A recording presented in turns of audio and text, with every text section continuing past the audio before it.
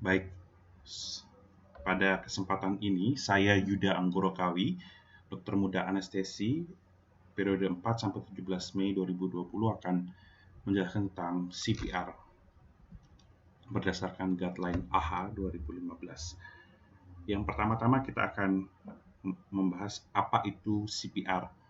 CPR adalah prosedur emergensi atau suatu kegawat daruratan dengan tujuan life saving atau penyelamatan nyawa yang dilakukan saat jantung berhenti berdetak, di mana kita melakukan CPR dengan segera untuk meningkatkan kemungkinan hidup 2 hingga 3 kali lipat. Karena umumnya kasus penyebab kematian itu dapat disebabkan oleh 3 hal. Yang pertama, airway yang tidak adekuat atau airway yang tidak bebas. Kemudian breathing yang tidak adekuat. Dan terakhir itu cardiac atau circulation collapse. Dan di antara ketiga itu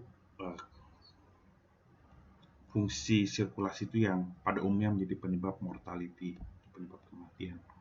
Oleh sebab itu CPR ini merupakan hal yang perlu kita pelajari. Nah, kapan CPR dilakukan? Tadi seperti yang sudah saya bahas tadi, kolaps mendadak, tidak sadarkan diri, trauma listrik, tenggelam, overdosis, exposure terhadap gas berbahaya. Semua dilakukan jika tidak ditemukan nafas atau denyut nadi. Untuk itu dilakukan kardiak berhubungan dengan fungsi perfusinya atau ventilasi, pulmonary apabila ada gangguan pada nafasnya. Itu cardiac pulmonary resuscitation. Nah, tujuan CPR apa? Adalah mengembalikan dan mempertahankan nafas dan sirkulasi untuk memberikan oksigen dan aliran darah ke jantung, otak, dan organ vital lainnya. Nah, CPR ini sangat perlu kita lakukan dengan urutan yang teratur, di mana kita cenderung saat melihat kondisi emergensi akan langsung melakukan resusitasi. Namun itu bukan hal yang tepat, karena hal yang terutama kita harus evaluasi adalah apakah ada danger atau ancaman di sekitar lingkungan. Kemudian kita cek responnya, kemudian kita shout for help. Jadi pada saat shout for help ini ditujukan agar bantuan datang ke tempat lokasi, bukan kita terus langsung melakukan resusitasi dan lupa untuk melakukan shout for help. Dan selanjutnya baru kita lakukan resusitasi, circulation, airway, dan breathing-nya. Baik, kita lanjut. Yang pertama, kita akan bahas persatu danger. Kita nilai keamanan lingkungan sekitar bagi pasien dan juga penolong. Misalkan, pasien atau seorang laki-laki sedang jogging di renon dan tiba-tiba tergeletak jatuh. Nah, pada saat jatuh di tengah jalan atau trek untuk jogging tentu akan sangat mengganggu. Oleh sebab itu kita berusaha pindahkan pasien di tepi jalan supaya tidak mengganggu aktivitas yang lain, dan juga kita gunakan APD seperti sarung tangan dan masker. Ingat, keselamatan penolong harus diutamakan. Oleh sebab itu, jika pasien juga misalkan terjatuh di got, nah tentu tidak memungkinkan untuk melakukan pertolongan di sana. Oleh sebab itu, pasien harus dilakukan pemindahan. Ingat, dalam melakukan pemindahan, posisi kepala dan leher jangan sampai ada pergeseran ataupun justru transport yang kita lakukan menimbulkan cedera. Oleh sebab itu perlu lakukan secara hati-hati dengan melakukan fiksasi terlebih dahulu di area sekitar kolarnya.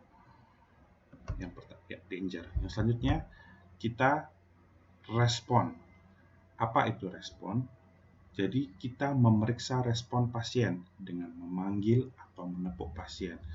Setelah kita amankan, kita pastikan kondisinya aman, lingkungan di sekitar pasien kita panggil, Pak. Kalau tidak bisa kita panggil, kita tepuk kedua bahunya. Ataupun kita dapat merangsang nyeri di area supraorbital dan di area sternumnya. Kita dapat lakukan tekanan. Apakah boleh kita melakukan merangsang nyeri di sekitar areola? Itu sudah tidak disarankan lagi. Kemudian kita sambil memeriksa nafas dan denyut nadi pasien secara simultan, ya. Tidak hanya cek responnya, tapi kita juga cek nafas dan denyut nadi pasien secara simultan. Selanjutnya kita shout for help. Di Indonesia kita dapat melakukan telepon 118 atau 119 untuk memanggil bantuan terdekat, atau kita dapat mengaktifkan tim resusitasi jantung paru. Ingat, shout ini kita wajib lakukan. Karena jangan sampai nanti resusitasinya kita sudah kelelahan, namun bantuan yang lebih advance belum datang juga, sehingga akan sia-sia resusitasi yang kita lakukan. Selanjutnya, kita cek circulation-nya. Circulation-nya ini kita periksa tanda-tanda kehidupan seperti kesadaran, gerakan, nafasnya. Bila tidak ditemukan, kita lakukan kompresi dada. Kemudian circulation-nya. Nah, pada saat melakukan resusitasi, posisi dan beberapa hal lain juga perlu dilakukan dengan tepat. Seperti yang pertama, kita posisikan kompresi dada dengan benar. Jadi, sebelum kita lakukan kompresinya, tadi kita kan sudah mengamankan pasien. Nah, pada saat mengamankan, kemudian kita cek respon, kemudian cek panggil bantuan, shout for help. Kemudian sebelum melakukan resusitasi, pastikan pasien berada dalam permukaan yang rata dan keras. Kemudian saat mengkompresinya kita lakukan bahu dan lengan. Bahu dan lengan kita tegak lurus dengan dada pasien. Posisikan satu tangan di atas sternum pasien dan tangan yang lainnya pada saat melakukan kompresi, kita jatuhkan seluruh beban kita di badan pasien. Ini disebut dengan tripod position. Masih dalam sirkulasi. Kita lihat tanda-tanda kompresi yang baik. Tanda-tanda kompresi yang baik adalah pastikan kompresi dada dilakukan dengan rasio yang benar, yaitu 30 kompresi dan 2 nafas. Jadi kita pastikan kompresi dilakukan dengan kedalaman yang benar. Nah, bila sebelumnya adalah minimal 5 cm, maka menurut AHA 2015 sekarang adalah 5-6 cm. Kemudian pastikan terjadi fully recoiled dada. Fully recoil ini adalah untuk memastikan venous return-nya terjadi secara optimal. Kemudian kurangi interupsi di antara kompresi.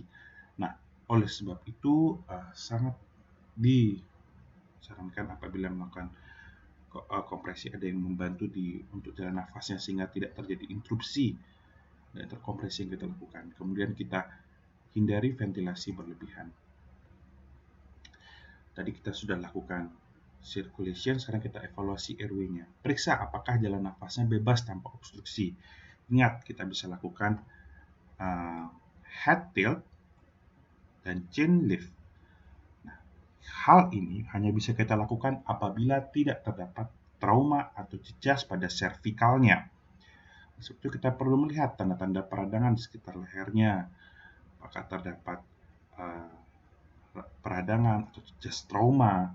Jika terdapat cedera servikal, maka yang kita lakukan adalah jaw thrust, di mana kita meletakkan tangan pada kedua temporomandibular joint-nya, kemudian kita dorongkan rahang bawahnya.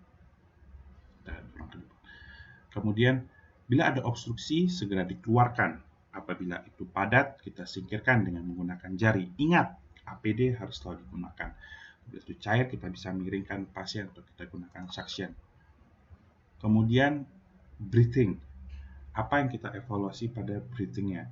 Periksa nafasnya dengan look, listen, feel. Ini harus dilakukan secara simultan. Look-nya kita lihat pengembangan fungsi dadanya, kemudian kita dengarkan hembusan nafasnya, kemudian kita rasakan. Nah, bila normal, posisikan pasien ke recovery position. Lanjutkan observasi. Nah, bila absen atau terganggu dengan jalan nafas yang bebas, kita lanjutkan kompresi. Bagaimana recovery position? Nanti saya akan tunjukkan gambarnya di belakang. Oke, baik. Ini adalah guideline terbaru.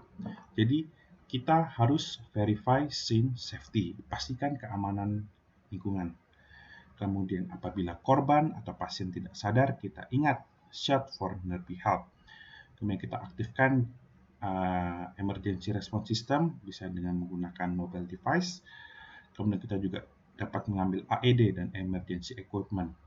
Nah, kemudian kita evaluasi apakah ada tidaknya breathing, kemudian gasping ya, kemudian cek nadinya.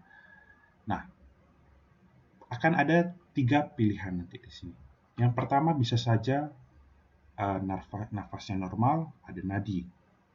Dan jika ini maka kita monitoring saja sampai emergency response tiba. Ingat, posisikan pasien secara recovery. Namun bisa saja nadinya ada, namun nafasnya tidak ada. Maka yang kita lakukan adalah berikan satu nafas tiap 5-6 detik atau 10-20 nafas per menit, di mana kita aktifkan emergency response setelah 2 menit. Dan ingat, kita harus melakukan itu sambil mengevaluasi nadi. Nadinya di mana? Kita bisa lakukan di nadi karotis leher ini ya, karena ini yang paling sensitif. Kemudian apabila tidak ada nadi, maka kita lakukan dengan CPR ini. Nah, jika memungkinkan, jika terjadi opioid overdosis, maka kita bisa melakukan naloxone jika tersedia. Nah, namun apabila tidak ada nafas atau hanya enggap-enggap nafasnya, kemudian tidak ada nadi, maka kita bisa lakukan CPR. CPR-nya adalah 30:2. Kemudian kita lakukan sampai AED-nya tiba. Kemudian kita cek ritmenya apakah shockable atau tidak. Kita pindah ke sini ya. Kita start CPR. Misalkan setelah AED tiba, dia shockable. Apa itu shockable? Jadi dia pada AED-nya menunjukkan adanya VF atau VT. Maka kita bisa melakukan CPR setelah dia melakukan shocknya. Kemudian kita CPR selama 2 menit. Setelah CPR selama 2 menit, kita nanti akan dievaluasi kembali biasa. Apakah shockable atau tidak. Jika shockable, dia akan lakukan lagi sekali. Kemudian kita lakukan CPR. Kemudian kita bisa berikan epinephrine 3-5 menit. Kita sambil mempertimbangkan bantuan jalan nafas lanjutan. Nah, kita ritmenya kita lihat lagi shockable atau tidak. Masih yes, maka kita lakukan CPR selama 2 menit, dapat diberikan pemberian amiodaron. Kemudian, namun apabila ritmenya tidak shockable, misalkan dia asystole, maka kita lakukan CPR selama 2 menit. Kita berikan epinephrine. Kemudian kita evaluasi setelah 2 menit, ritmenya shockable atau tidak. Misalkan tidak, masih lanjutkan CPR selama 2 menit. Nah, namun apabila ritmenya sudah shockable, maka kita kembali ke langkah 5 dan 7 ini ya.